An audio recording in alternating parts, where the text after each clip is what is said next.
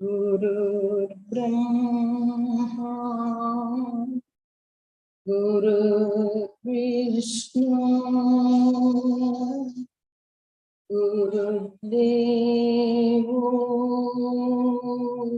महेश्वरः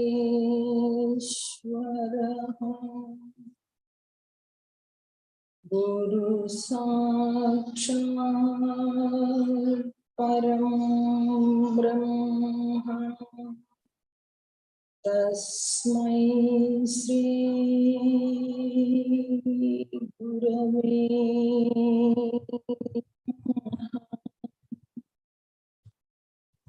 ईश्वरो गुरुरात्मेति मूर्तिभेदविभागिनः व्योमवद्व्याप्तदेहाय तस्मै श्री गुरवे नमः। ॐ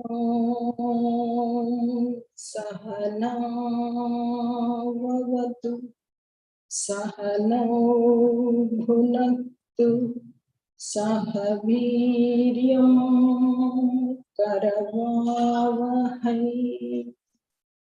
तेजस्विनावधीतमस्तु मा विद्विषावहै। ॐ शान्ति शान्ति शान्तिः। हरिः ओम श्री गुरुभ्यो नमः। हरिः ओम। वरगुरु करुण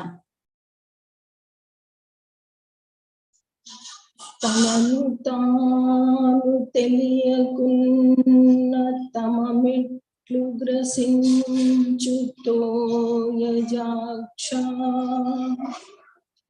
తమిదీరకున్న తత్వమెటులగాంచు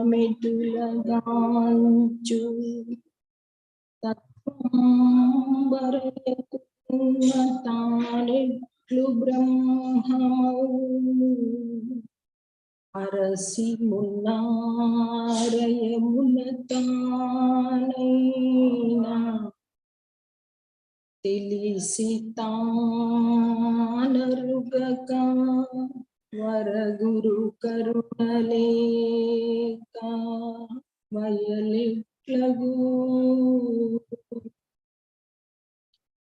పరికించి చూడ పరమే పరమ సత్యము పరమ శివా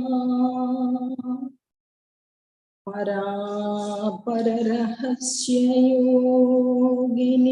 తాతొలగ తమిదీరగూర్చే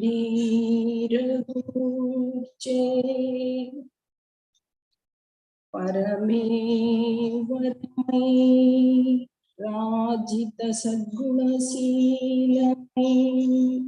విరించి వరమై తెలిసి తానరుగక వరగురు కరుణలేక బయలిట్లగు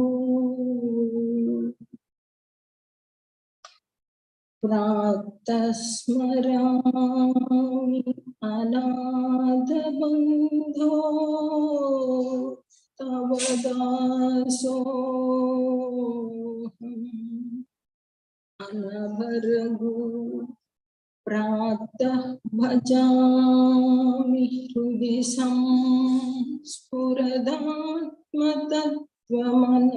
సంస్ఫురదాత్మతత్వమనతాలగు ప్రాతర్నమామి గురుపాదాంగ్రి సరోరజం మనతానరుగు తెలిసి తానరుగక వరగురు కరుణలేక వయలిట్లగు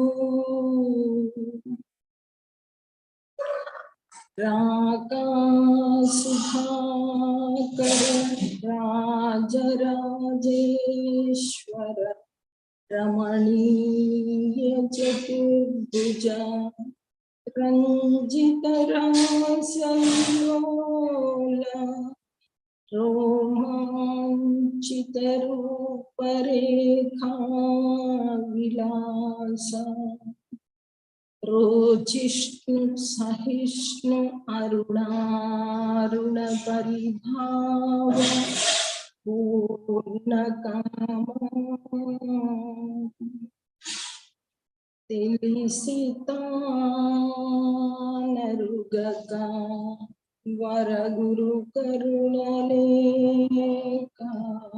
వయలిట్లగు ఈశ విశ్వేశ జగదీశ పరమేశ పరమకారుణిక దేశికా ఈసునసూయలు పాపవజ్జయయు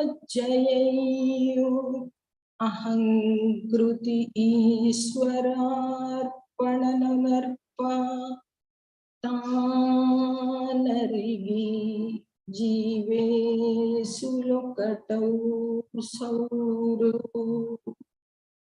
తెలిసి తానరుగక వరగురు కరుణలేక వయలిట్లగు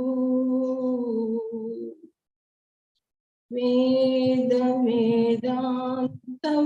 వేదాంతవనవాసిని ఆత్మ సంభాషిణి సకలారాధ్య సుకళా సమున్మేషిణి నాదనాదాంత పరివేషిణి కళాత్మికా सर्वार्थसन्धात्री जगदेकजनयित्री चन्द्रप्रभाधवलकीर्ति తెలిసి తానరుగక వరగురు కరుణలేక బయలెట్లగు హరి ఓం శ్రీ గురుభ్యో నమః. సాయిరాం తండ్రి.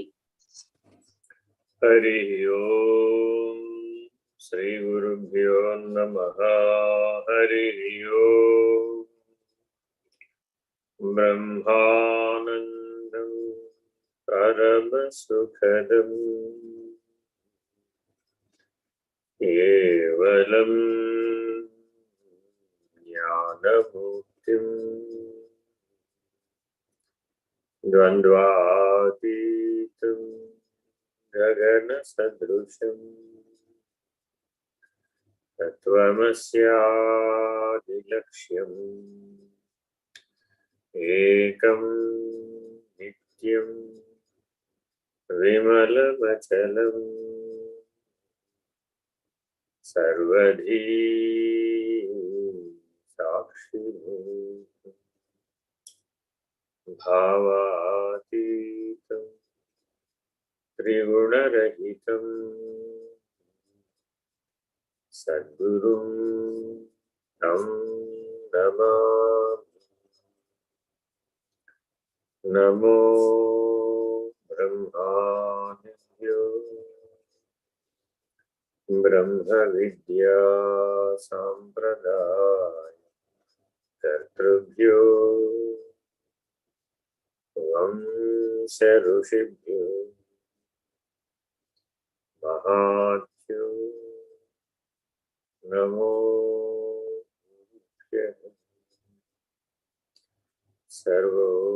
సర్వోపప్లవరహిత ప్రజ్ఞానఘన ప్రత్యగర్భో బ్రహ్మైవాస్మి. అహం పదార్థరహితః సదాశివసమారంభాః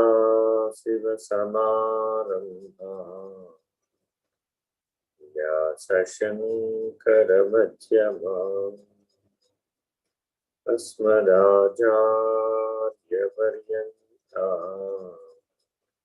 వందే గురుపరంపరాం. హరి ఓం శ్రీ గురుభ్యో నమః. హరి ఓం.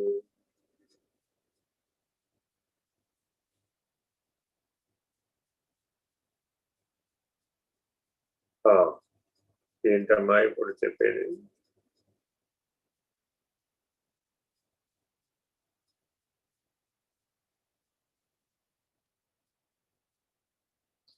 ఓ, ఏం కావలేదా?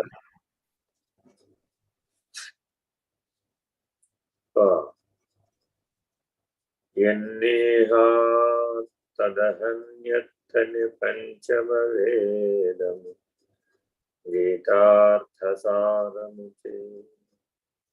యల్లబ్ధ్వా నా పరం జ్ఞేయం చతుస్సూత్రి చెలువమున యజ్ఞాత్వా నా పరం జ్ఞానం దశోపనిషత్ సముచ్చయమే తెలిసితానరుగక వరగురు కరుణలేక బయలెట్లగు.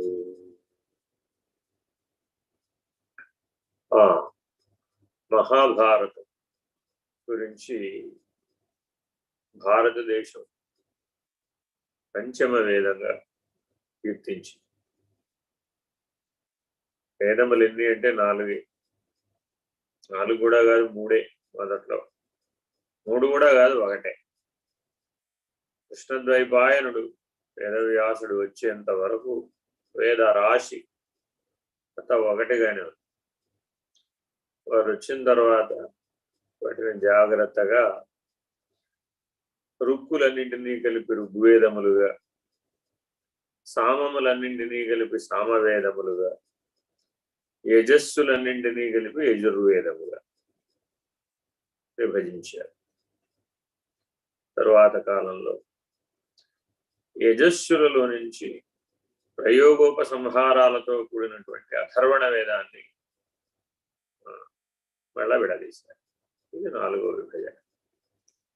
సరే, వీటన్నింటికి ఆధారంగా కథాపూర్వకంగా, ఇతిహాసపూర్వకంగా కనబడేటటువంటి మహాభారతం అనేక రకాలైనటువంటి సంవాదముల వలన, సనత్ సుజాతీయం అనేటటువంటి సంవాదం, భీష్మ గీత అనే సంవాదం, ధర్మవ్యాధ గీత అనే సంవాదం, యక్ష ప్రశ్నలు అనే సంవాదం, ముఖ్యమైనది పరమాత్మకు అర్జునునకు జరిగినటువంటి భగవద్గీత, అస్పర్శ యోగం అనేది భగవద్గీత.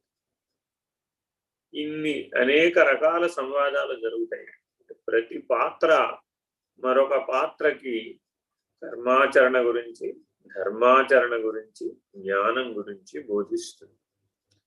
మహాభారతాన్ని కథగా చూడకూడదు, బోధగా చూడాలి. విదురుడు ధృతరాష్ట్రుడికి బోధిస్తాడు, కృష్ణుడు కుంతికి బోధిస్తాడు, కర్ణుడికి బోధిస్తాడు, ఉద్ధవుడికి బోధిస్తాడు. ఒక సందర్భంలో భీముడు కూడా బోధిస్తాడు. ఒక సందర్భంలో సహదేవ గీత అని ఒకటి ఉంది, సహదేవుడు కూడా బోధిస్తాడు. ఇలా అన్ని పాత్రలు తమ తమ కర్మాచరణ తాము చేస్తూ, ధర్మాచరణను నిర్వహిస్తూ, మరొకరికి జ్ఞానాన్ని అందించే ప్రయత్నం చేస్తారు. ప్రతి ఘట్టంలోనూ కనబడుతుంది. అయితే ఈ మహాభారతం అధ్యయనం చేసేటప్పుడు అందరికీ కూడా ఈ సంవాదాలన్నింటినీ పక్కకు పెట్టేసి ప్రధానమైన కథ మీద దృష్టి పెడతారు. ఆ కథలో అంతా అరిషడ్ వర్గాలే ఉంటాయి. దాని గురించి విపరీతంగా చెలవల పలవలుగా, మన సీరియల్స్ అంతే, మహాభారతం సీరియల్ అంతే, అలాగే సినిమాలు అంతే. పురాణం చెప్పేవాళ్ళు కూడా ప్రధానంగా మరి జనరంజకంగా ఉండాలి అంటే కథ మీద దృష్టి పెడితేనే జనరంజకంగా ఉంటుంది. అంతేగాని సంవాదములు దృష్టి మీద పెడితే అంతగా బాగోదు. గాంధారి బోధిస్తుంది.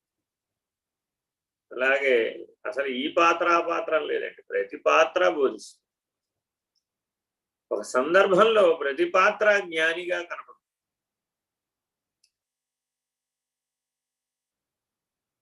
మానవులు ఏం చెయ్యొచ్చు, ఏం చెయ్యకూడదు, ఔచిత్యాన్ని బోధిస్తుంది. శంతన మహారాజు ఒక చిన్న ఉదాహరణ చెప్తారు.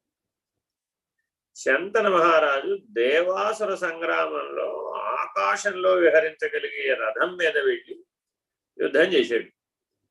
ఎంత బలవంతుడో చూసుకోండి, అంత శక్తివంతుడు. 100 సంవత్సరాలు జీవించాడు. మహాభారతదేశం మొత్తాన్ని మహద్భారతదేశం అంటే అప్పుడు ఇంకా ఆఫ్ఘనిస్తాను, పర్షియా విడిపోలేదు.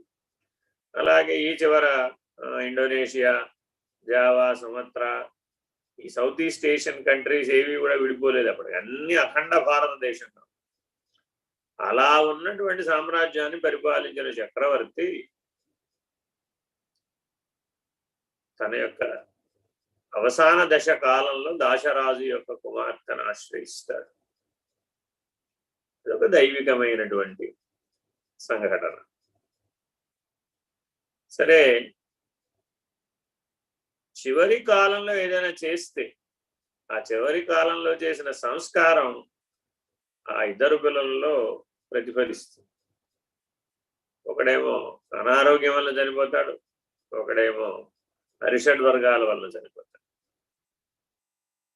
అలా అదే అంటారు, పిదప కాలంలో ఏదైనా చేస్తే సరిగా ఫలితాలు రావు నాయన, ముందు నుంచే దానికి కర్మాచరణ ధర్మాచరణలో నిష్ఠ కలిగి ఉండాలి. అది నీకు జ్ఞానంగా పరిణమించాలి, సరైన సమయంలో ఫలించాలి. సరైన సమయంలో ఫలించడం అనే అంశంలో కర్ణుడు ఉదాహరణ తీసుకోవాలి. పాపం జీవితంలో ఎన్నో ప్రయత్నాలు చేస్తారు, కర్ణజన్ములే అందరూ కూడా. కానీ అనేక రకాలైనటువంటి అరిషడ్వర్గ సముచ్చయం వలన బాధించబడతాడు. ఏది ప్రధానమో తెలుసుకోలేకపోతాడు, ఏది అప్రధానమో దాన్ని గ్రహించలేకపోతాడు. అలా ప్రతి పాత్ర మనకి ఉదాత్తమైనటువంటి అంశాలను బోధిస్తుంది. అందువలన మహాభారతంలో చెప్పబడినటువంటిది అంటూ ఏది లేదు. ఎక్కడైనా వెతకండి, కర్మాచరణ గురించైనా ధర్మాచరణ గురించైనా జ్ఞానం గురించైనా సరే అన్నీ అందులో ఉన్నాయి. కానీ హృదయం వంటిది అస్పర్శయోగం భగవద్గీత. అందువలన దానికి ఆ ప్రాచుర్యత, పంచమ వేదం అనే ప్రాచుర్యత లభించింది. సాధకులందరూ కూడా మహాభారతాన్ని ఈ సంవాదములను మాత్రమే చదవాలి, మిగిలింది చదవకూడదు. సాధకులైన వాళ్ళు ఎట్లా చదవాలంటే సందర్భం వచ్చినప్పుడు ప్రతి పాత్ర బోధిస్తుంది, ఆ బోధాసారాన్ని మాత్రమే పరిగణలో తీసుకోవాలి. ఎప్పుడైనా గుర్తుపెట్టుకోండి, తండ్రి కొడుకుకి బోధించే ప్రయత్నం చేస్తాడు. అంతా విన్న తర్వాత కొడుకు అడుగుతాడు, మీరు ఇవన్నీ ఆచరించారా? ఇవన్నీ ఆచరించుంటే ఈ కష్టాలు ఎందుకుంటాయినైనా నాకు ఆచరించలేదు కాబట్టి నేను కష్టపడ్డాను కాబట్టి ఆ కష్టానుభవం నీకు రాకూడదని నీకు బోధిస్తున్నాను. ఇలా ఉంటాయి మహాభారతంలో పాత్రలు. తాను ఆచరించి పూర్ణ జ్ఞానంతో బోధించిన పరమాత్మ ఒకడే. అందువలన మిగిలిన పాత్రలు జ్ఞానాన్ని బోధించినట్లు కనపడ్డప్పటికీ ఆ బోధన అందుకున్న వాళ్ళు జ్ఞానంతో ప్రవర్తించినట్టు కనపడదు. ఎందుకని? ఇతనికి ఆచరణాత్మకమైనటువంటి జ్ఞానానుభవం లేదు కదా. ఇవాళ ఉన్న ప్రపంచంలో కూడా ఇలాగే ఉంటుంది. గురువు గారికి ఆచరణాత్మకమైనటువంటి అనుభవం లేదనుకో, అప్పుడు శిష్యులకు కూడా వాచా అనుభవమే వస్తుంది. వాచ్యార్థం వరకే నిర్ణయం అవుతుంది, లక్ష్యార్థం నిర్ణయం కాదు.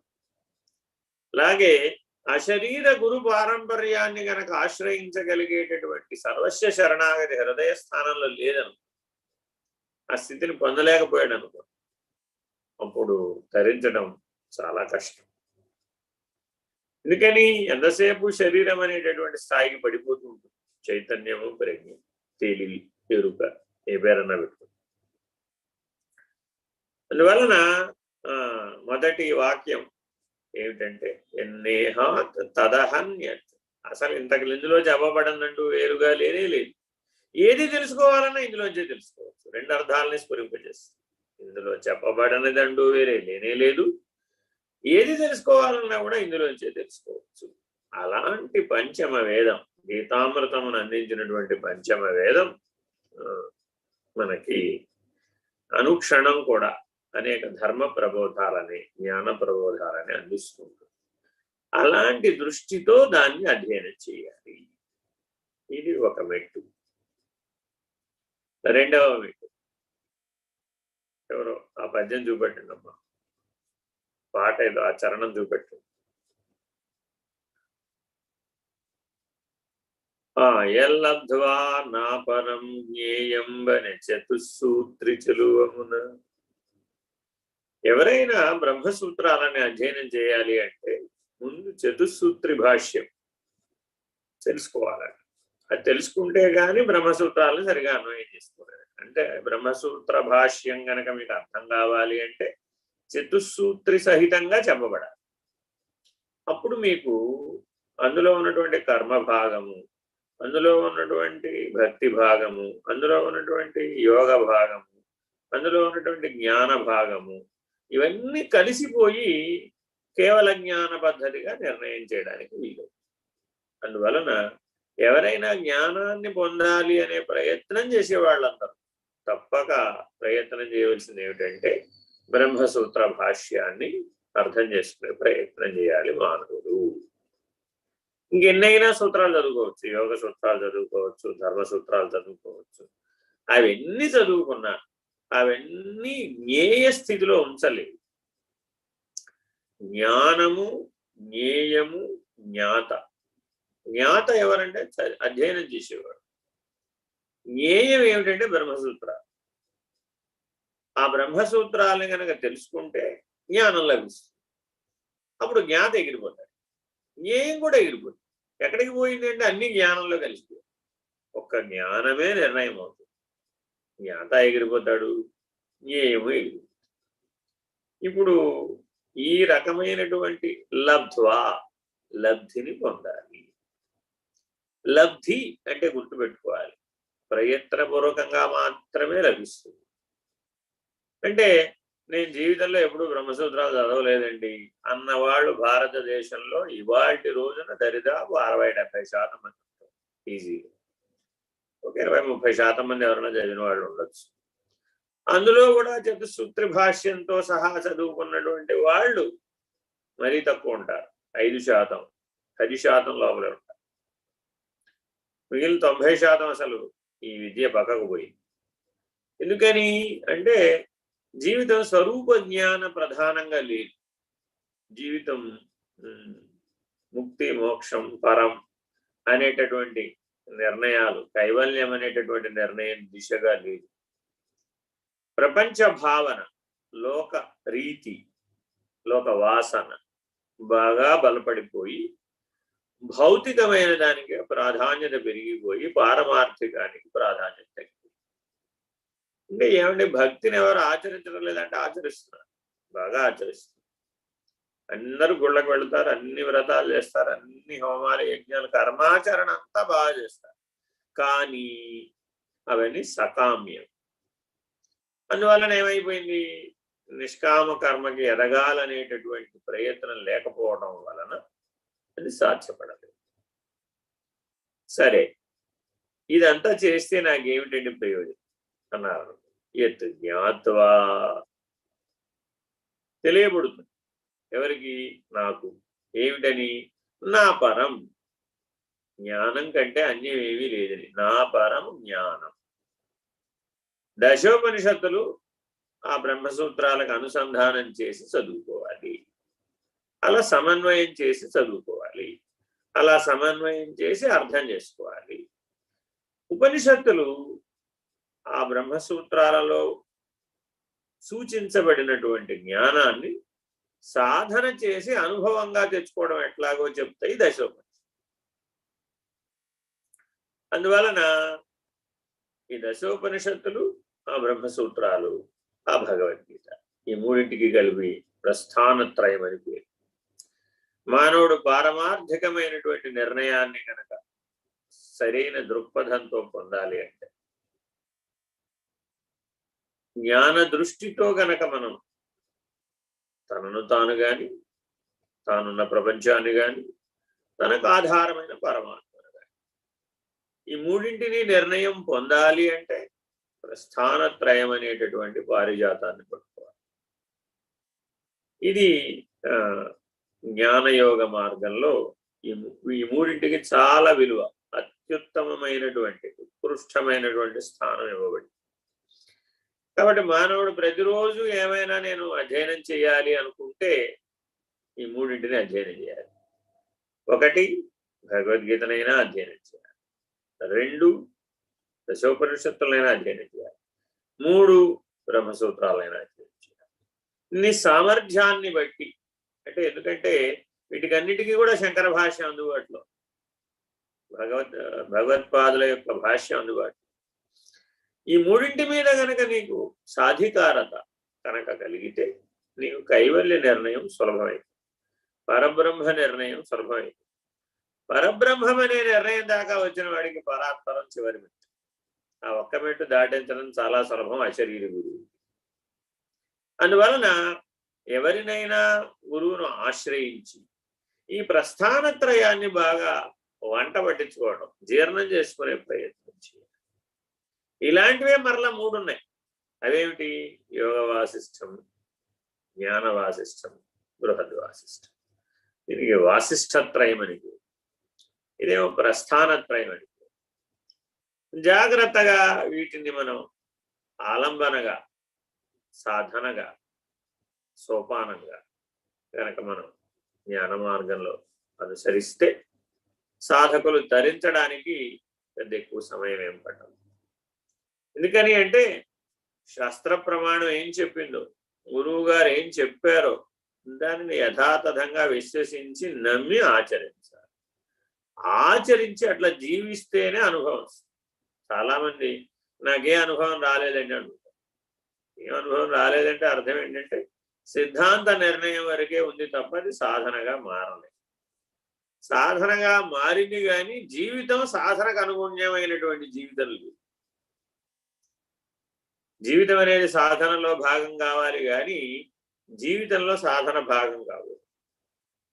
ఇది గుర్తుపెట్టుకోవాలి సాధకులైన వాడు. అన్నీ కూడా ఒకే లక్ష్యానికి అనువుగా ఏర్పరచుకోవాలి. కైవల్యం అనే లక్ష్యానికి అనువుగా ఏర్పరచుకున్నప్పుడు మాత్రమే ఆ రకమైన నిర్ణయం కలుగుతుంది. అలా కాకుండా వ్యతిరేక అపసవ్య దిశలో గనక మనం ప్రాధాన్యత ఇవ్వడం ప్రారంభిస్తే అది ఆకర్షణ వికర్షణల మధ్య సంఘర్షణ ఉత్పన్నం. ఇది మనం బాగా అర్థం చేసుకోవాలి. అర్థం చేసుకుని ఒకే సూత్రం ఆధారంగా చేసుకుని తప్పనిసరిగా ఇవాళ నేను పడుకున్నాను, లేచాను, కలగన్నాను. జాగ్రత్త స్వప్న సుషుప్తులలో నేను చైతన్యం అనే స్ఫురణలోనే ఉన్నానా లేదా, నేను నిర్వికల్పం అనేటటువంటి నిర్ణయంలో ఉన్నానా లేదా, నా అంతఃకరణాన్ని నిర్వికల్ప స్థితిలో ఎంతసేపు నిలుపగలుగుతున్నాను. ఎంతసేపు నిలుపగలగడం అంటే ప్రయత్నపూర్వకంగా బలవంతంగా ఉంచితే ఉండదు. ప్రపంచ భావన, లోకవాసన, శాస్త్రవాసన, దేహవాసనకు సంబంధించినటువంటి వాటిని అప్రధానం చేయడం వలన సవికల్పమైనటువంటి మనస్సు నిర్వికల్పంగా మారుతుంది. ఈ పరిణామం దీనికి నివృత్తి అని పేరు. సవికల్పానికి ప్రవృత్తి అని పేరు. అంటే సంకల్ప వికల్పాత్మకంగా ఉన్నదానికి ప్రవృత్తి అని పేరు. నిర్వికల్పానికి నివృత్తి అని పేరు. ఇలా ఎవరైతే మనస్సుని ఆధారంగా చేసుకుని విచారణ ద్వారా, మనస్సును బాగా చెరగడం ద్వారా, జల్లెడపడడం ద్వారా, శోధించడం ద్వారా నిత్య శుద్ధ బుద్ధ ముక్త స్వరూపమైనటువంటి నామరూపాలు కానటువంటి నిర్వికల్పం, నిర్గుణం, నిరాకారం, నిరవయవం, నిరంజనం, నిర్లేపం, నీరవం, నిరంతరం ఇలాంటి నిర్ణయాలను మనం పొందాలి అంటే సమాధి నిష్టకి ఆవల మాత్రమే మనం పొందాలి. అంటే ఈ సమాధి నిష్ట సమధి, జ్ఞానపూర్వకమైనటువంటి సమాధి నిష్ట. అక్కడ ఈ ప్రాణ మనస్సులు రెండూ కూడా ఆత్మలో లయమైపోయి ఉంటాయి. తెలిసి లయమైపోయి ఉంటే స్వరూప జ్ఞానం, తెలియక లయమైపోయి ఉంటే సుషుప్తి. ఇది తెలుసుకోవాలి. నేను రోజు గాఢ నిద్రావస్థలో మనసు లయమైపోతుంది, మరలా అన్ని మూట కట్టుకుని వచ్చేస్తాను కదండి లేచేటప్పుడు, రాకుండా ఉండలేదు. అందువలన ఈ అభ్యాసం సాధకులైన వాళ్ళు తప్పక రోజు చెయ్యాలన్నమాట, ప్రతి క్షణం చేయాలి. జ్ఞానయోగ మార్గంలో ఉన్నవాళ్ళు అన్యమైనటువంటి వాటికి అవకాశం ఇవ్వకుండా ఉండేటటువంటి జీవితాన్ని, ఎలా అయితే చిన్నపిల్లవాడిని పీరియడ్ వారీగా ఒక సబ్జెక్ట్ తర్వాత మరొక సబ్జెక్ట్ చెప్పేస్తూ ఉంటారు, వాడికి ఎడమెవరు. వాడికి ఏదైనా ప్రకృతి సంబంధమైన సమస్యలను పరిష్కరించుకోవడానికి మంచినీళ్ళు తాగడానికో, బాత్రూమ్కి వెళ్ళడానికో, లేకపోతే భోజనం చేయడానికో మధ్యలో విరామం ఇస్తారే తప్ప, లెక్కల మాస్టర్ లెక్కలు చెప్పేస్తాడు, సోషల్ మాస్టర్ సోషల్ చెప్పేస్తాడు, సైన్స్ మాస్టర్ సైన్స్ చెప్పేస్తాడు.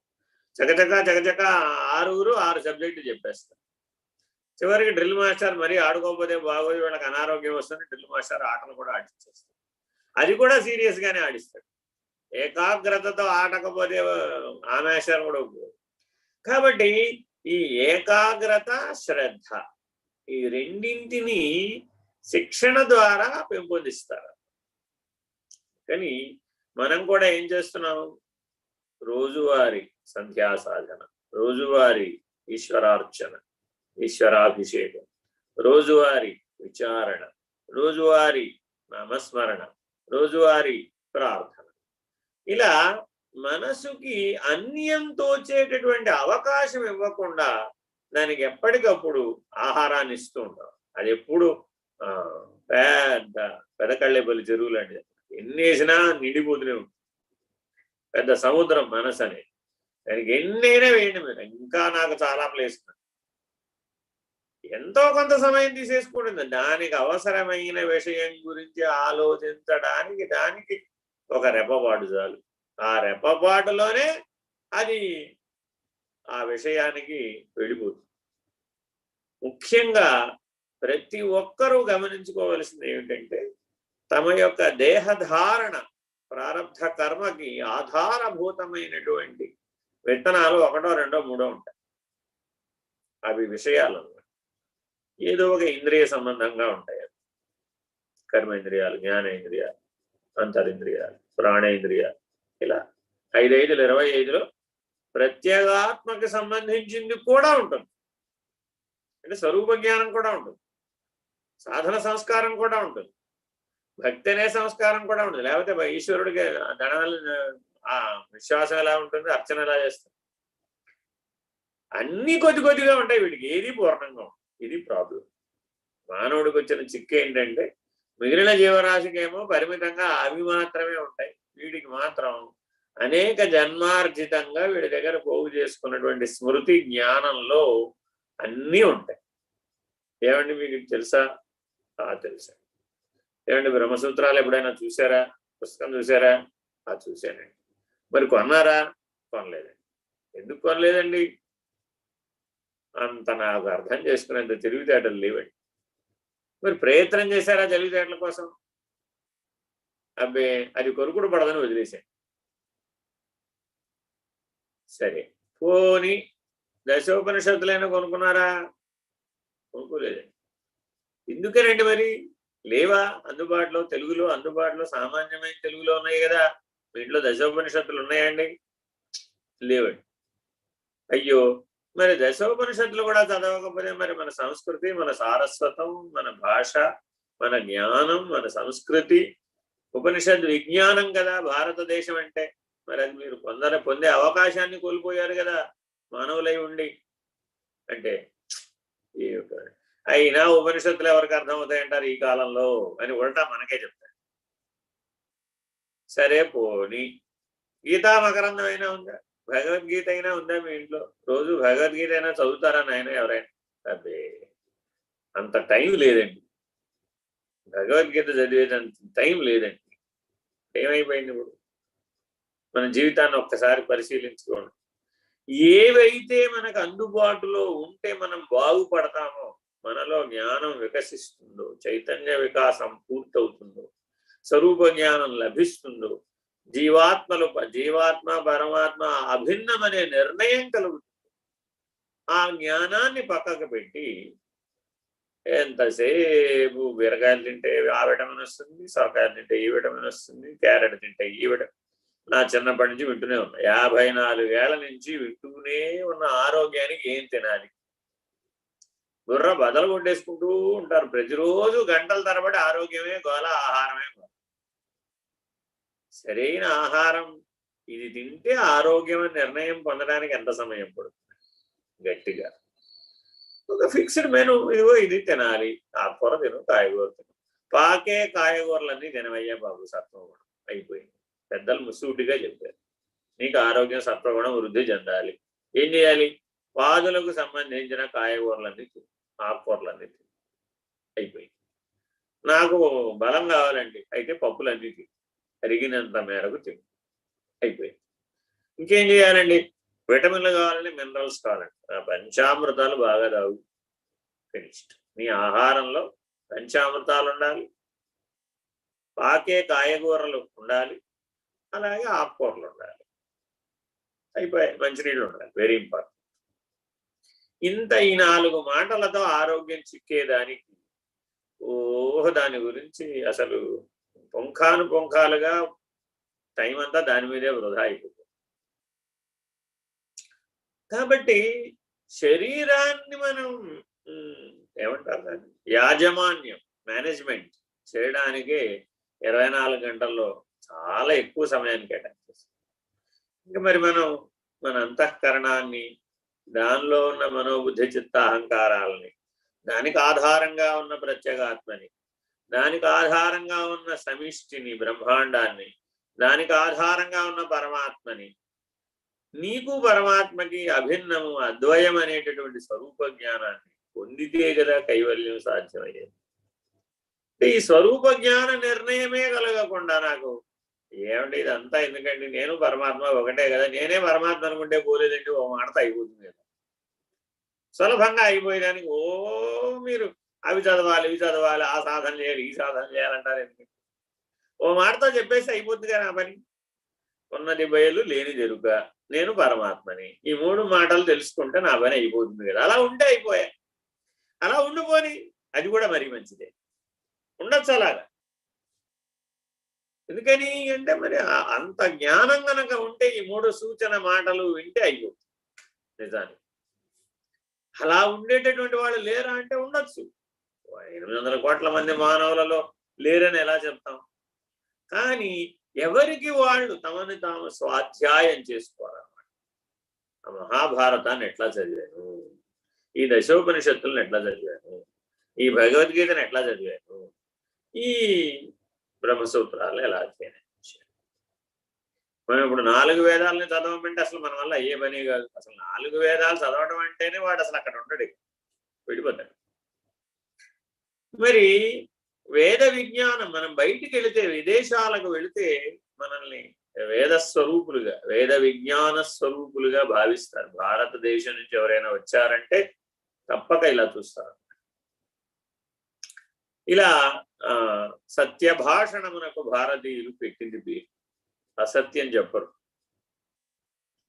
కానీ మరి ఇప్పుడంతా అలాగే ఉన్నారా అని ఎవరికి వాళ్ళు బాగా స్వాధ్యాయంలో ప్రశ్నించుకోవాలి.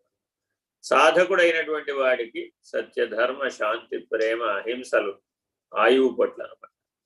నీ ఆచరణలో ఈ 5 ఎప్పుడూ ఉండాలి. సత్యము, ధర్మము, శాంతి, ప్రేమ, అహింస. ఈ 5 ఎప్పుడైతే ఉంటాయో అప్పుడు జ్ఞానపూర్వకమైన కర్మాచరణ చేస్తాం.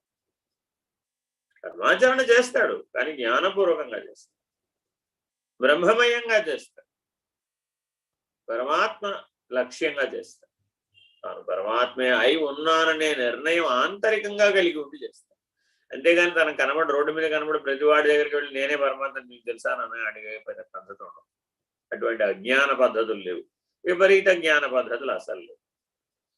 ఇలా ప్రతి ఒక్కరూ తురియ నిష్టను పొందాలి. సాధకులందరికీ కూడా మొట్టమొదటి లక్ష్యం తప్పక నిర్వికల్ప స్థితిని, తప్పక తురియ నిష్టని పొందాలి. అదే నువ్వు గురువును ఆశ్రయించాననడానికి గుర్తు. నీకు గురువు కృప లభించింది, ఈశ్వరానుగ్రహం లభించింది అంటే గుర్తు ఏమిటయ్యా అంటే నీవు రోజులో కొంత సమయం నిర్వికల్ప స్థితిలో ఉండగలుగుతున్నావు, కొంత సమయం నువ్వు స్వరూప జ్ఞానంలో నిలకడ కలిగి ఉండగలుగుతున్నావు, కొంత సమయానికి అది సహజమైపోతుంది, కొంత సమయానికి నీకు ఆ కైవల్య స్థితికి సంబంధించినటువంటి నిర్ణయం కలుగుతుంది. ఇవి గురు కృప కలిగిందనడానికి గుర్తు. తురియ నిష్ట కలిగితే తప్ప తురియాతీత నిర్ణయం కాదు. కాబట్టి జాగరూకులై స్వరూప జ్ఞానంతో తురియ నిష్టను, కేవల జ్ఞానంతో తురియాతీతాన్ని నిర్ణయం పొందాలి. తరువాత చరణం.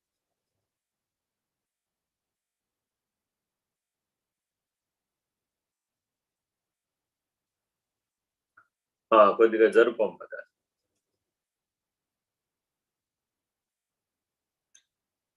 వాద ప్రౌఢిమనుగన వివాదమున దిక్కు వాణి గేర్వాణి హెచ్చు వార్తికాంతమున వాదులెల్ల సమసి మౌనం వ్యాఖ్యయౌ సౌరు విశ్వవంద్యుడు ఆది గురు నిమ్రోల సర్వముళకౌట పరమెగదా తెలిసి తానరుగక వరగురు కరుణలేక బయలెట్లగు.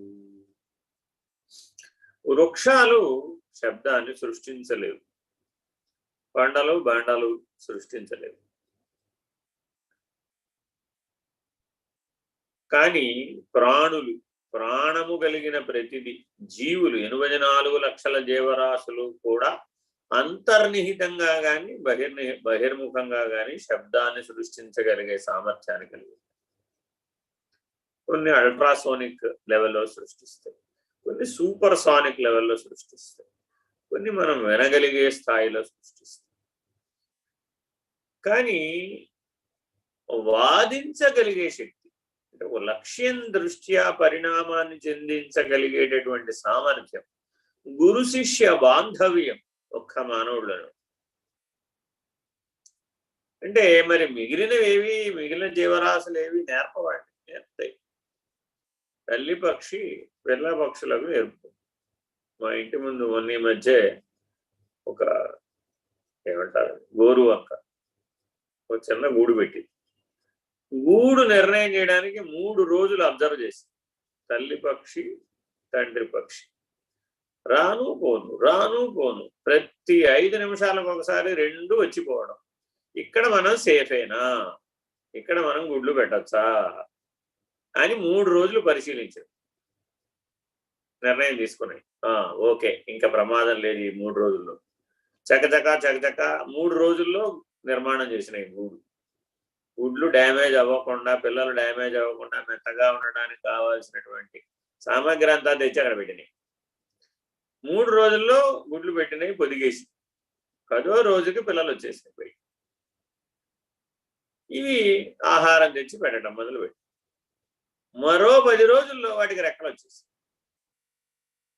ఈ రెక్కలు వచ్చిన చిన్న పక్షి ఎగరడం రాదు. తల్లి పక్షి తండ్రి పక్షి ట్రైనింగ్ ఇచ్చేయి. వాటి 3 గంటలు ట్రైనింగ్ ఇచ్చేయి, 3 hours చూస్తూనే ఉన్నా నేను. అంటే 3 గంటల్లో దీనికి ఇది కూడా ఎగరగలదనే విశ్వాసాన్ని, నమ్మకాన్ని ఇచ్చింది. తక్కువని దూకేస్తుంది, టకటగా రెక్కలు కొట్టింది, ఎగరడం వచ్చేస్తుంది, కింద పడిపోలే పక్షి. మరి ఇప్పుడు గురు శిష్య బాంధవ్యం ఉందా లేదా? నేర్పేసింది ఎగరడం ఎట్లాగో. అక్కడ కూర్చుంది, ఎదురుకుండా ఉన్న కొమ్మ మీదకి ఆ గూడు దగ్గర నుంచి ఎగిరి దూకటం, దాని మీద వాలటం. 3 గంటలు ఏక బిగిన నేర్పినాయి తల్లి తండ్రి. ఇది గమనించింది. అప్పటి వరకు ఆహారం తిన్నది కదా, అవి పెట్టిన ఆహారం, దాన్ని అనుకరించింది అంతే. ఎగిరి దూకింది అంతే. ఎగిరి దూకి వాటి వల్ల రెక్కలు కొట్టడానికి ప్రయత్నం చేసింది, దానికి ఎగరడం ఎగిరిపోయింది వాటితో. ఫినిష్డ్. మరి ఈ సృష్టిలో సకల జీవరాశి మధ్య గురు శిష్య బాంధవ్యం, ప్రతిదీ మరొకదానికి ఒక నైపుణ్యాన్ని నేర్పుతుంది. జీవన కళ, ఆర్ట్ ఆఫ్ లివింగ్. మనం కూడా మన పిల్లలకి ఆర్ట్ ఆఫ్ లివింగ్ నేర్పుతున్నాం. కానీ మానవత్వాన్ని దివ్యత్వంగా మార్చుకునే కళ నేర్పాలి. అప్పుడు మాత్రమే అదేమైనా ప్రయోజనం. ఎంతసేపు ఆయన్ని గుర్తించేవాళ్ళు ఎంతమంది ఉంటారండి? ఓ 10 మంది ఉంటారు, ఓ 100 మంది. వాళ్ళల్లో నేనే గ్రేట్ అండి. అదేదో ఓ సినిమా ఉంటుంది, ఆ సినిమా మొత్తం మీద ఏదో ఏమంటాడు వాడు, ఏదో ఆ హీరోయిన్ ఏదో హీరో అని గ్రేట్ అనలేదని వాడి గొడవ అంతే. అదేదో అట్లా చెప్తుంటాడు. వాడి జీవితంలో సమస్యలన్నీ అదే ప్రాబ్లం. నన్ను గ్రేట్ అనలేదు అంటాడు అంతే. సో మానవుడికి వచ్చిన ప్రాబ్లం ఇదే. వాడు ఏదో కాసేపు ప్రార్థనలు చేశాడండి. ఇప్పుడు ఏంటి, ఎవరి కోసం చేశాడు? ఆయన తన హృదయ వికాసం కోసం చేశాడు. తన హృదయంలో ఉన్నటువంటి ఈశ్వరుని గుర్తించడం కోసం ప్రార్థన చేశాడు. తన హృదయంలో ఉన్నటువంటి వికాసాన్ని, చైతన్య వికాసాన్ని గుర్తించడం కోసమని ప్రార్థన చేశాడు. ఇది ప్రార్థన లక్ష్యం. ఇప్పుడు ప్రార్థన చేసిన ఆయనని ఎవరూ మెచ్చుకోలేదు అనుకో, ఏమవుతుంది? ప్రాబ్లం ఏమిటో వచ్చింది, ఆయనకి ఏదో అసంతృప్తిగా ఉంది. నేను పాడాను కదా, ఈ పాడింది అద్భుతం అని ఎవరు అనలేదే, ఎవరు నమస్కారాలు పెట్టలేదే, ఎవరు లైక్ కొట్టలేదే, ఎవరు షేర్ చేయలేదే. ఇప్పుడు ఏమైపోయాడు? ప్రార్థన లక్ష్యం పోయి, హృదయస్థానం అనే లక్ష్యం పోయి, ఈశ్వర సాక్షాత్కారం అనే లక్ష్యం పోయి, చైతన్య స్థితిలో మేలుకొలపడం అనేటటువంటి ఉత్తమ లక్ష్యం. మరి అప్పుడు మన పూజలన్నీ ఏమైపోయినాయి, మన యజ్ఞాలు, యాగాలు, హోమాలు, నవవిధ భక్తి మార్గాలన్నీ ఏమైపోయినాయి? నేను గమనిస్తూ ఉంటాను. గుడికి వెళ్ళేటప్పుడు పట్టుబట్టలే కట్టుకుని వెళ్ళాలనుకుంటాడు. ఎందుకని? గుడికి వెళ్ళేటప్పుడు సర్వాభరణ భూషితి అయి వెళ్ళాలనుకుంటుంది ఆవిడ. 7 వారాల నగలు ఒకేసారి పెట్టుకెళ్తే బాగుండనుకుంటుంది. మరీ బాగోదులే, అమ్మవారు అనుకుంటారేమో సరాసరి అందరూ చూసేసి అనుకుని భయపడుతుంది. కొన్ని వారాలకు మాత్రం పెట్టి. ఇట్లా మనలో ఏవేవో రకరకాలైన ఊహ అపోహలు, ఇవన్నీ సంకల్ప వికల్ప. ఏమండి మీరు ధనుర్మాసంలో సాధారణంగా అందరూ ఉభయం రోజు ప్రాతః పూజకి వెళతారు, ప్రాతః సంధ్యా పూజకి వెళ్ళి వాళ్ళు చేసినటువంటి ప్రసాదాలు అవి తీసుకువెళతారు. ఏదో శనగలో, పొంగలో, ఇలా ఏవో రకరకాల వచ్చిన భక్తులందరికీ ప్రసాద వితరణ చేస్తారు. ఈ ప్రసాద వితరణ పెద్ద భారీ ఎత్తున అయిపోతుంది. అది ఎంత భారీ ఎత్తున అయిపోతుందయ్యా అంటే ఈయనే గ్రేట్ అండి. దేవుడు గ్రేట్ కాదు, ఈశ్వరుడు సర్వవ్యాపకుడైన వాడు పరమాత్మ, ఆయన కదా సర్వోన్నతుడు. ఆ సర్వోన్నతుడైన పరమాత్మ పక్కకు పోతాడు. ఎవరు పక్కకు వచ్చేస్తారంటే ఆ వచ్చిన భక్తులందరూ ఎవరి గురించి చెప్పుకోవాలని అనుకుంటాడయ్యా అంటే ఈ ఉభయదాత గురించి చెప్పుకోవాలి. సరే, ఏమీ చెయ్యకపోవడం అధర్మాచరణ కంటే ధర్మాచరణగా ఇది ఉత్తమమే కావచ్చు. కానీ అహంకృతి, నాహంకర్తగా ఉండవలసినటువంటి భక్తి అహంకృతి చెందు. ఇది మనం ఎప్పుడు గుర్తుపెట్టుకోవాలి. ఏమంటే వీటి వల్ల వచ్చిన నష్టం ఏమిటి? నీ లోపల వాదం జరుగుతుంది. నువ్వు రోజంతా చేసినటువంటి చర్య, ప్రతిచర్య, యాక్షన్, రియాక్షన్, ఇవన్నీ నీ లోపల ఉన్నటువంటి నేను మీద ఆపాదితం అవుతాయి, ఆచ్ఛాదితం అవుతాయి. ఆ నేను అది స్వరూప జ్ఞానం, నిష్కల్మషం, నిర్వికారం. అదేమి అంటుకోదు, అంటించుకోదు. ఇవన్నీ వెళ్ళి దాని మీద పడతాయి.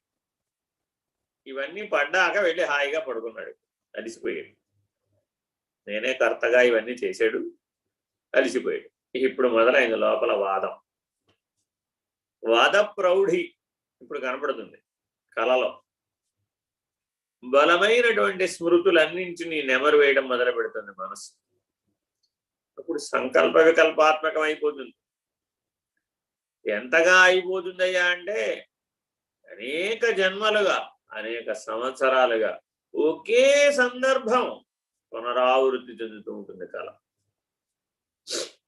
అది ఎంత బలంగా లోపల పనిచేస్తుందయ్యా అంటే వాడు దాని నుంచి తప్పించుకోలేడు. అలాంటి సందర్భం వాడి జీవితంలో రాకపోను కూడా వచ్చు. అసలు భౌతిక జీవితంలో అలాంటి సందర్భమే లేదు. కానీ కళలో మాత్రం ఆ సందర్భం పునరావృత్తి చెందుతూ. ఇలాంటి జీవితాలు ఎన్నో ఉన్నాయి. ఎంతమందో ఉన్నారు. నాకు తెలిసి మానవులలో ఒక 80% మంది ఇలాగే ఉంటారు. నిరంతరాయంగా ఆ కళలు వచ్చిపోతూ ఉంటాయి. వచ్చిన ప్రతిసారి వీడు అవుననో కాదనో, ప్రియమనో అప్రియమనో, రాగంతోటో ద్వేషంతోటో అరిషడ్ వర్గాలతోటో ఆ కళలో కూడా స్పందిస్తాడు. ఎలలో ఎలా స్పందించాడో కళలో కూడా స్పందిస్తాడు. స్పందించగానే ఈ వాద ప్రౌఢి వివాదంగా మారిపోతుంది. ఎంత వివాదంగా మారిపోతుందయ్యా అంటే నేనుకి ఏమైనా సరే ఇవన్నీ తగులుకోవాలని ప్రయత్నిస్తాను. ఎలా అయినా సరే తగిలించేసుకుంటాడు బాబు, ఇంకా నేను వదిలిపెట్టనట్టు. అవన్నీ సంస్కారములుగా, వాసనలుగా తగులుకుంటాయి.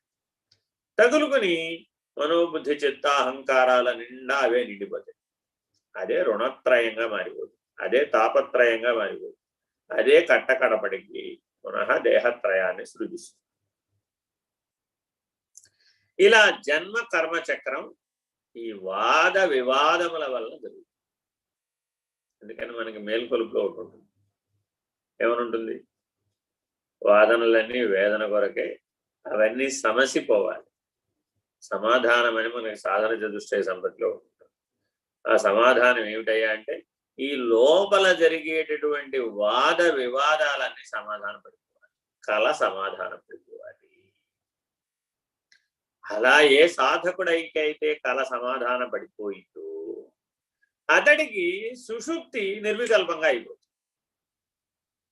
ఇది ముఖ్యమైనటువంటి అంశం. ఏమంటే నాకు నిర్వికల్పం ఎందుకు తెలియలేదండి అంటే, సుషుప్తి కూడా నువ్వు మనోపరిధిలోనే కదా జరిగేది. అది నేను పరిధిలో జరగదు. నేను సుషుప్తికి సాక్షి. అది నిర్వికల్పం, నిరాకారం, నిర్గుణం, నిరవయవం, నిరంజనం. ఆ నేను స్థితిలో నీకు జ్ఞానం నిలకడ చెంది ఉండాలి అంటే ఈ ముందు మనసు పరిధిలో జరిగేటటువంటి సంకల్ప, వికల్ప, సవికల్ప, నిర్వికల్ప, ఈ వాద వివాదములన్నీ ఇక్కడ మనసులో జరుగుతాయి. అన్ని పాత్రలు ఈ మనసే. కళలో ఎలాగో ఇళ్ళలో కూడా అంతే. ఏదో సంసారం అంతా బయట ఉందని అనుకోవడం ఆభాస, భ్రాంతి. నిజానికి మనసే సంసారం. ఎందుకని? సంకల్ప వికల్పములనే సంసారం చేస్తుంది. దాన్ని జాగ్రత్తగా విరమింప చేయాలి. అంటే సాధకుడైనటువంటి వాడు ఒక నిత్య సాధనను స్వీకరించాలి. ఏమిటయ్యా? నేను కర్తను కాదు, నేను స్థానంలో ఈశ్వరుని పెట్టాను. ఇంకేం చేయాలి? వాద వివాదాలు, వాదభేదము వదలిపాయను, నాదమప్పుడే నశ్యమాయను. ఈ చరణంలో ఈ విషయం. కాబట్టి జాగరూకుడవై నీలో ఈ వాద వివాదం సమసిపోతుందా, సమసిపోవటం లేదా, ఈ రోజు నా కళ ఎలా జరిగింది అని కళని సాక్షిగా చూడాలి. ప్రకాశం ఉంటేనే కదా ఆ కళ అనే సినిమా జరిగింది.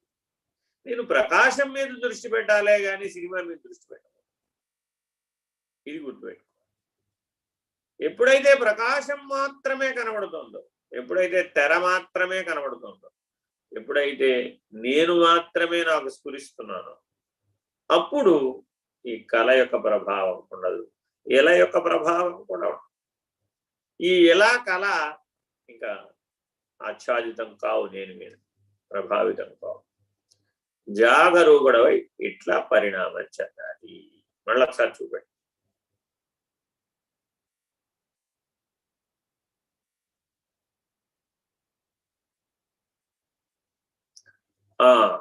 వాద ప్రౌఢిమనుగన వివాదమున జిక్కు. ఇది జీవుడి పరిస్థితి. సరే, ఇలా ఉన్నటువంటి వాళ్ళ పరిస్థితిలో వాణి గీర్వాణి హెచ్చు. జ్ఞానం నేర్చుకోవడం మొదలుపెట్టాడు, సాధనలు చేయడం మొదలుపెట్టాడు. సరస్వతీదేవి కృప కలిగింది, ఈశ్వరుని యొక్క అనుగ్రహం కలిగింది, గురువు యొక్క కరుణ వలన వాడిలో జ్ఞాన వికాసం, వాణి గీర్వాణిగా మారి. గీర్వాణి అంటే పాండిత్యం, అహంకారం కాదు, గర్వం కాదు.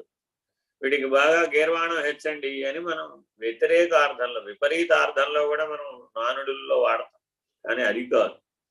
గీర్వాణం అంటే పాండిత్యం. ఎవరయ్యా పండితుడు? భగవద్గీత చెప్పింది, పండితాః సమదర్శనః. జ్ఞానం వల్ల వచ్చినటువంటి సమదర్శనం పెరుగుతుంది. వాణి అంటే మాట. ఈ మాటని వెనక్కి తీసుకోవడం రావాలి, ఈ మాటని మౌనపరచడం రావాలి, మౌన స్థితిలో ఉండి సంకల్పాన్ని వెనక్కి తీసుకోవడం రావాలి. అలా ఎవరైతే రోజంతా ప్రయత్నం చేస్తారో, అలా ఎవరైతే రోజంతా సాధన చేస్తారో వాడికి మనస్సు మౌనపడుతుంది. ఆ సంకల్పం నిర్వికల్పం అవడం అంటే మనస్సు మౌనపడుతుంది. అప్పుడు మాత్రమే అతడికి దివ్య దర్శనాలు కలుగుతాయి. ఎవరికైతే మనస్సు మౌనపడ్డాయో వాళ్ళకి దివ్య దర్శనాలు కలుగుతాయి, దేవతా దర్శనాలు కలుగుతాయి, నిరంతరాయంగా ఉంటాయి, అవి చెదిరిపోవుగా. ఒకసారి ఈ స్థాయికి, ఈ స్థితికి వచ్చిన వాడు మరలా కిందకు దిగిరాడు. మనసు మౌనపడిపోయి నిర్వికల్ప స్థితికి చేరినవాడు పునః సంకల్ప వికల్పాత్మకం చేత బాధించబడడి. అలాంటి శాశ్వత పరిణామాన్ని పొందుతాడు. అలాంటి వాడికి మాత్రమే జ్ఞానపూర్వకమైనటువంటి సమదర్శనం లభిస్తుంది. వాడు పండితుడు. వార్తికాంతమున వాదులెల్ల సమసి మౌనవ్యాఖ్యయౌ సౌరు. ఇలా ఉండగా ఇప్పుడు మహావాక్యముల యొక్క నిర్ణయాన్ని, అలాగే ఉపనిషత్తులకు కారికలు వ్యాఖ్యలు రాయబడ్డాయి, వార్తీకములుగా వ్రాయబడ్డాయి. అలా సురేశ్వరాచార్యులు రాశారు వార్తీకం అంతా కూడా. ఆ రాసినటువంటి వారు బ్రహ్మసూత్రాలు, ఉపనిషత్తులు, భగవద్గీత ప్రస్థానత్రయాన్ని అర్థం చేసుకున్న వాళ్ళై, అనుభవం పొందినటువంటి వాళ్ళై వాళ్ళు ఈ వార్తీకం అనే దాన్ని అందించారు. ఈ వార్తీకం యొక్క అంతములో బృహద్వాసిష్టం. కైవల్యం, కేవల జ్ఞానం అంతా కూడా వార్తీకాంతం. అంటే పిండాండము, బ్రహ్మాండము, విశ్వాండము మూడు సమన్వయపడినటువంటి వాడికి ఆద్యంతములు ఎలా ఉన్నాయో ఈ మూడిటికి, పిండ బ్రహ్మాండ విశ్వాండముల యొక్క ఆద్యంతములు ఎలా ఉన్నాయో తెలిసి అది లేనిదని నిర్ణయం పొందడం మాత్రమే వార్తికాంతంలో. ఏదైనా ప్రతిపాదించబడినవంటి ప్రస్థానత్రయంలో అదంతా లేనిదని నిరూపించబడుతుంది వార్తికాంతం. ఆ లేనిదని నిరూపించడానికి అన్నిటికీ నేనే ఆధారంగా ఉన్నాడు కాబట్టి నేను ఎగరగొట్టేస్తే, నేను లేనివాడుగా చేసేస్తే అన్నీ ఒకేసారి వదిలిపోతాయి అనుకుని ఇవేమీ తెలుసుకోకుండానే నువ్వు లేనివాడు అని ముందు చెప్పేసి రాగానే ప్రతివాడికి ఏం చెప్పామంటే, నువ్వు లేనివాడివి, ఈ ప్రపంచం లేనిది, ఈ బ్రహ్మాండం లేనిది, ఈ విశ్వాండం లేనిది, ఎరుక లేనిది అని 4 మాటలు ముందు చెప్పాం. చెప్తే అప్పుడు ఏమైంది? లక్ష్యంగా పనికొస్తుంది, కానీ సాధనా క్రమం, సరి అయిన జీవన విధానం, సరి అయిన నిర్ణయం అందుకునేటట్లుగా తీర్చిదిద్దారు. అలా ఎవరైతే తీర్చిదిద్దబడతారో ఈ వార్తికాంతములో అన్ని వాదములు సమసిపోయి ఈ నిర్వికల్ప స్థితి నుంచి సహజ నిర్వికల్ప స్థితి అయినటువంటి మౌన వ్యాఖ్య, ఈశ్వరీయ మౌనం కలుగు. ఎక్కడైతే దివ్యత్వం కూడా మౌనపడిందో, దివ్యాహం కూడా మౌనపడిందో అటువంటిది ఈశ్వరీయ మౌనం. అది కాలానికి అతీతమైనటువంటి లక్షణం. అలా కాలచక్రాన్ని అవతలకి దాటినటువంటి వారికి మాత్రమే ఈశ్వరీయ మౌన ప్రాప్తి. అలా జాగరూకులై ఈ మౌన వ్యాఖ్యను ఎవరైతే సౌరు, ఈ విధానం ఈశ్వరీయ మౌనాన్ని కలిగి ఉండటం, 42 సంవత్సరాల పాటు ఈశ్వరీయ మౌనంలో ఉన్నారు అవతారం. అలా మరి ఉండగలగడం అవతారాలకు మాత్రమే సాధ్యమవుతుంది. మనోమౌనంలో ఉండడమే మనకు కష్టమనేటువంటి దిశలో మనం ఉంటే, అసలు వాంగ్మౌనం అనేటటువంటి దశలో నోరు కట్టేసుకుని ఉండమంటేనే ఉండలేడు. కాబట్టి రోజు కొంతసేపు జపము, తపము, ధ్యానము, ఆంతరిక సాధనలు, అంతర్యాగము, ఆంతరిక యజ్ఞము ఎందుకు చేయాలయ్యా అంటే ఈ మానసిక మౌన స్థితి, నిర్వికల్ప స్థితిని పొందడం. ఆ తదుపరి ఆ నిర్వికల్ప స్థితి సహజమైతే సహజ నిర్వికల్ప స్థితిలో ఈశ్వరీయ మౌనం ప్రాప్తిస్తుంది. కాలచక్రాన్ని అధిగమించినటువంటి పరమైనటువంటి స్థితి లభిస్తుంది. అప్పుడు ఆయన విశ్వవంద్యుడు. ఎవరైతే ఈ కాలాతీతమైనటువంటి స్థితికి చేరారో వాళ్ళు విశ్వవంద్యుడు, ఆది గురువు.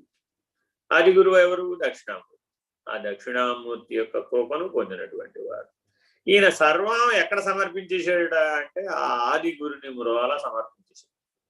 సర్వాన్ని సమర్పించేశాడు, శూన్యాన్ని ఏ తెలివితో, ఏ జ్ఞానంతో సర్వమును శూన్యమును తెలిసి నిష్కళగా పోగొట్టుకున్నాడు ఆ నిష్కళని సమర్పించేశాడు. కుళక్కవుట అది కూడా లేనిదే, పూర్ణకళ లేనిదే, నిష్కళ లేనిదే, సకళ అకళ ఇవి కూడా లేనివే. కళకి సంబంధించినవి 4 మాటలు. దానికి సంబంధించిందే కౌళిని, కుళయోగిని. ఆ కుళ సమయాంతస్థ, సమయాచార తత్పర, ఈ 4 మాటలు లలితా శాస్త్రంలో. అంటే అది ఒక ఆచార పద్ధతి. కౌళిని అనేది ఒక పద్ధతి, కళని ఆధారంగా చేసుకుని చేసే ఉపాసనా పద్ధతి. సరే, ఇలా ఎన్నైతే ఉన్నాయో ఇవన్నీ కూడా కుళకి లేని అవుతుంది, పరమే కదా. అలా నిర్ణయమైనప్పుడు మాత్రమే పరమవుతుంది. అది కూడా లేనిది. ఆ పరం ఎవరికైతే నిర్ణయమైందో అతను లేనివాడు అన్నటువంటి స్థితిలోకి, నాహమైనటువంటి స్థితిలో ఉన్నప్పుడు పరాత్మ. అలా ఈ సర్వము తెలిసి, శూన్యము తెలిసి, శూన్య సర్వములు ఒక్కటై ఆ శూన్య సర్వములు లేనివి అనే పరబాహ్య నిర్ణయం పొందినటువంటి వాడికి జన్మరాహిత్య నిర్ణయం అవుతుంది. హరి ఓ శ్రీ గురుభ్యో నమః. హరి ఓ.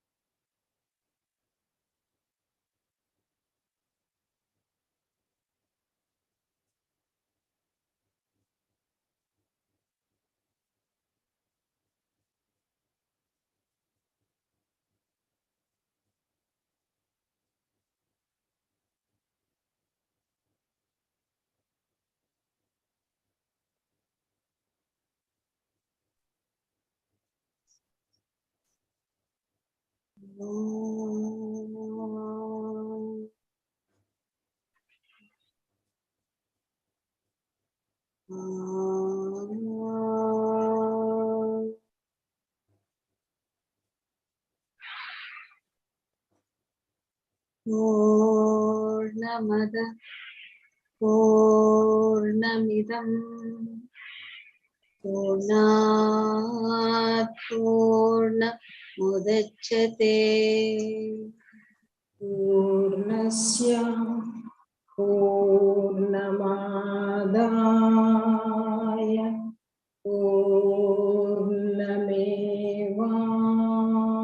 పూర్ణమేవావశిష్యతే. ఓం తత్సత్. ఓం శాంతి శాంతి శాంతి. హరి ఓం శ్రీ గురుభ్యో నమః.